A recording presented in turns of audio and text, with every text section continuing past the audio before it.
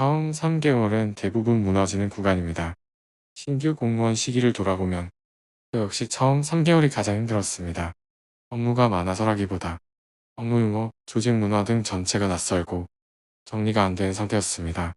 무엇을 해야 하는지, 어떻게 해야 하는지, 이게 맞는 건지, 내가 잘하고 있는 건지 모든 것이 불확실했습니다. 그래서 작은 일 하나에도, 작은 행동 하나에도 부담이 크게 느껴집니다.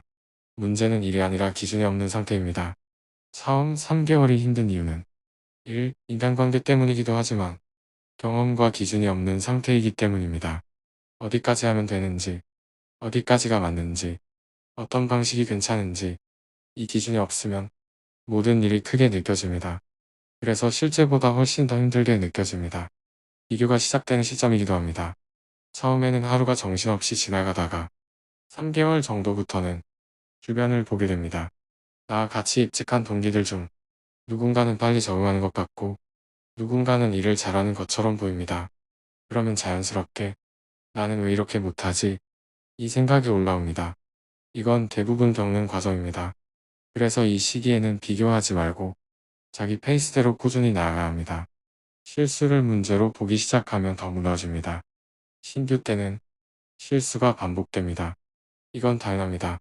그런데 이걸 나라는 사람의 문제로 보기 시작하면 하나의 실수가 나라는 사람 전체를 흔들게 됩니다.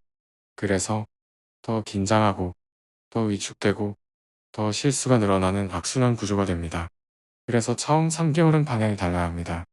그래서 저는 이렇게 정리했습니다. 처음 3개월은 잘하는 기간이 아니라 버티는 기간입니다. 빠르게 익숙해지려고 하기보다 하나씩 경험하고 하나씩 이해하고 하나씩 정리하는 것. 이게 더 중요합니다. 시간이 지나면 기준이 생기기 시작합니다. 3개월 정도 지나면 처음보다는 조금 나아지기 시작합니다. 혹시 3개월이 지나도 괜찮습니다. 비교하지 마세요. 사람에 따라서 적응 시간이 더 걸릴 수 있기 때문입니다. 어디까지 하면 되는지, 어떻게 처리해야 하는지, 어떤 흐름으로 일이 돌아가는지 이게 쌓이면서 기준이 생깁니다. 그때부터 일이 조금 덜 무섭게 느껴집니다. 많은 사람들이 처음부터 잘하려고 합니다.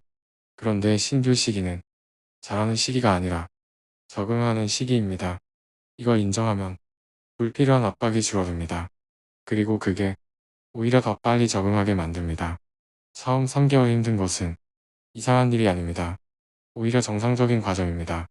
그래서 이 시기에는 잘하려고 하기보다 무너지지 않는 것이 더 중요합니다. 그 기준으로 버티다 보면 어느 순간 조금씩 적응하는 나를 보게 됩니다. 결국 힘든 건 일이 아니라 기준이 없는 상태입니다. 혼자서 정리가 잘 되지 않는 경우에는 기준을 나눠서 함께 점검해보는 과정이 필요합니다.